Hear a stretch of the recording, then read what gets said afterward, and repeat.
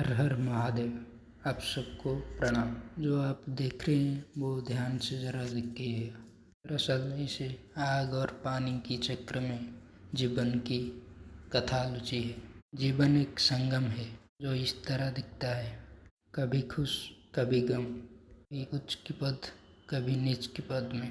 दरअसल हम भूल जाते हैं जीवन के संगम एक चक्र है जो हमें नहीं दिखता, वो किंतु होता है। दरअसल चक्र एक शून्य की तरह दिखता है जो कि एक महाशून्य है। जीवन की रहस्य उनमें छुपा है। भी परिस्थितियों को समझना जरूरी है। सुख में अत्यधिक सुख होना जरूरी नहीं, दुख में अत्यधिक दुखी होना जरूरी नहीं। ये बात थोड़ा मानना होगा। जीवन एक रहस्यमय है जो कि कोई नहीं जानता। इस संसार रूप मोहमाया से थोड़ा सा दूर तो होना चाहती है, किंतु जीवन नहीं देता, क्योंकि ये समय चक्र है जो कि सभी मनुष्य की चक्र होता है।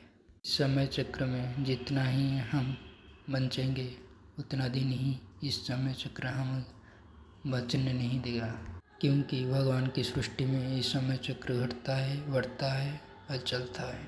जिस तरह हम जानते हैं युग 4 युग हैं, सत्य, त्रेता, द्वापर, कली। हर युग का एक रहस्यमय होता है। अब तो कलयुग चल रहा है। कलयुग जरा साल 5.5 लाख वर्ष की है अवधि। जो भी हो, हर युग में भगवान को मानने वाला बहुत श्रेष्ठ होता है।